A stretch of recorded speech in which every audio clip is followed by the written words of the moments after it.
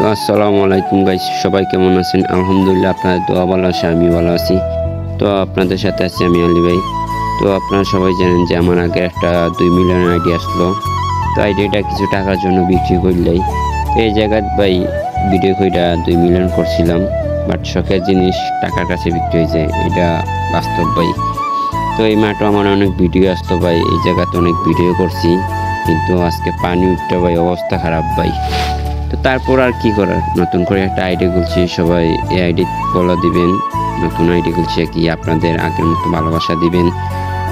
তো আমিও চেষ্টা করবো আপনাদের আগের মতো ভিডিও দেওয়ার।